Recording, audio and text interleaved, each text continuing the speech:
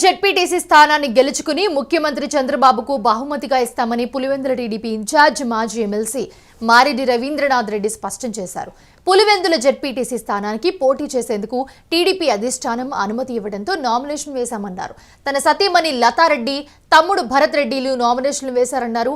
అందరి సహకారంతో పులివెందుల జెడ్పీటీసీ స్థానం కైవసం చేసుకుంటామని ధీమా వ్యక్తం చేశారు. గత అసెంబ్లీ ఎన్నికల్లో 25% మేర ఓట్లను టీడీపీ దక్కించుకుందని, రాబోయే రోజుల్లో దాన్ని 50% పెంచి టీడీపీని బలోపేతం చేస్తామని బీటెక్ రవి తెలిపారు.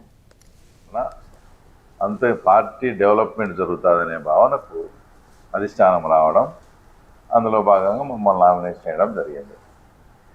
నేను కూడా అంటే అధిష్టాన సూచన మేరకు ఈ ఉప ఎన్నిక వలన తెలుగుదేశం పార్టీ పులివెందులలో బలపడుతుంది, తెలుగుదేశం పార్టీ డెవలప్మెంట్ అవుతుంది అనే సూచన వాళ్ళు చేసినారు. కాబట్టి నేను కూడా ప్రతి చిన్న అవకాశాన్ని కూడా నేను ఏది కూడా వదిలిపెట్టకుండా రాజకీయాల్లో అధిష్టాన సూచన మేరకు అందరూ మా మండల నాయకులతో అందరితో చర్చించి ఆ తర్వాత మా కుటుంబ సభ్యుల్నే పోటీకి దించడం. అంటే ప్రతి చిన్న అవకాశము పులివెందుల కాన్స్టిట్యున్సీలో తెలుగుదేశం పార్టీ డెవలప్మెంట్కు, పార్టీ అభివృద్ధి అయ్యేదానికి ఏ చిన్న అవకాశం వచ్చినా కూడా వచ్చేసి వదిలిపెట్టకూడదు.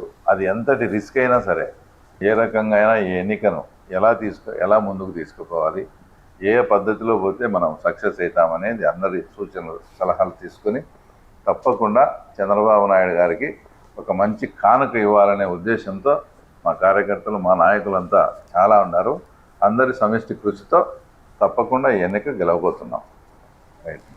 పులివెందుల జెడ్పీటీసీ ఉప ఎన్నికలు చక్రం తిప్పనున్నారు జమ్మలమడుగు బీజేపీ ఎమ్మెల్యే ఆదినారాయణ రెడ్డి. 2017లో స్థానిక సంస్థల ఎమ్మెల్సీ ఎన్నికల్లో వైసీపీ అభ్యర్థి వివేకానందరెడ్డిని ఓడించి బీటెక్ రవిని గెలిపించడంలో కీలక పాత్ర పోషించిన ఆదినారాయణ రెడ్డి ఇప్పుడు మళ్లీ అదే రాజకీయ తంత్రాన్ని వాడుతున్నారు. ఎన్నిక జరుగుతున్న పులివెందుల మండలంలోని 6 పంచాయతీల నేతలతో, టీడీపీ నేతలతో కలిసి ఎమ్మెల్యే ఆదినారాయణ రెడ్డి చర్చిస్తారు. అయితే స్థానిక సమస్యలు తెలుసుకోవడమే కాక ఎన్నికల వ్యూహంపై కూడా మాట్లాడారు.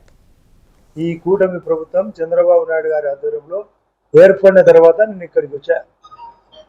ఆశ్చర్యకరంగా ఉంది పరిస్థితి. వీళ్ళు లోకల్గా ఉండే 4-5 ఊర్లను సమీకరించి ఇక్కడ చర్చ పెట్టినప్పుడు ప్రతి ఒక్కరు ఒకే మాట, వాళ్ళ లుసుకులు. జగన్ రెడ్డి దాదాపు 5 సంవత్సరాల పాటు ఏం పని చేశాడు? ఈ పల్లెలకు కావాల్సిన కనీస వసతులు సరిగా పట్టించుకోలేదు. మేమంతా ఒకటి, గైడెన్స్ ఉంటుంది, తోడ్పాటు ఉంటుంది, సపోర్ట్ ఉంటుంది.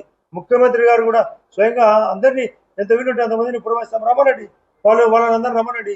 వైఎస్ఆర్ తరఫున వాళ్ళ కుటుంబ సభ్యులంతా రావాలా, రాష్ట్రంలో ఉండే వైఎస్ఆర్ అంతా రావాలా. అందరూ వచ్చినా ఎలక్షన్ సజావుగా. లాస్ట్ డేటు 12 పోలింగ్ కాబట్టి 10వ తేదీ వరకే ప్రచారం. 10వ తేదీ అందరూ వెళ్ళిపోవాల్సింది. 11, 12, 12వ తేదీ నాడు బాగా ధర్మ పద్ధతిగా మీరు మాత్రమే ఉంటారు, ఓటర్లు మాత్రమే ఉంటారు, ఎవరు ఉండరు. పోలింగ్ జరుగుతుంది కూడా. ఇక్కడ నామినేషన్ వేసేదానికి కూడా అధిష్టానం ఏమని ఆలోచిస్తుంది అంటే కరవ నన్ను వెనక్కి వచ్చే